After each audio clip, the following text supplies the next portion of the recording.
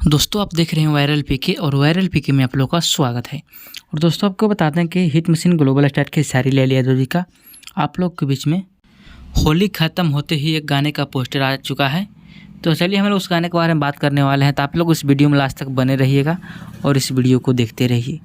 तो दोस्तों आपको बता दें कि गाना का टाइटल है 6 नंबर, जो कि बॉस म्यूजिक भोजपुरी चैनल पर इस गाने को रिलीज़ किया जाएगा, जो कि गाने को लिखे हैं विशाल भारती जी और म्यूजिक है आर.एस. शर्मा जी का। और इस गाने को गाए हैं खेसारी लाल यादव जी और आप लोग के बीच में बॉस म्यूजिक भोजपुरी चैनल पर बहुत जल्द रिलीज़ किया जाएगा। तो आप लोग तैयार रहिए गर्दा उड़ाने के लिए। अभी तक इस गाने का रिलीज डेट नहीं है, जैसे रिलीज डेट मेंशन करेगा पोस्टर पे वैसे आप लोग को अगले वीडियो में बता दूंगा। अभी फिलहाल इस पोस्टर पर रिलीज डेट मेंशन नहीं किया गया है। और इस वीडियो में एक्ट्रेस के रूप में नजर आ रही है यामिनी सिंह जी। तो आप लोग तैयार रहिए गर्दा उड़ाने के लिए, बहुत जल्द आप लोग बीच में रिलीज़ किया जाएगा बॉस म्यूजिक भोजपुरी चैनल पर।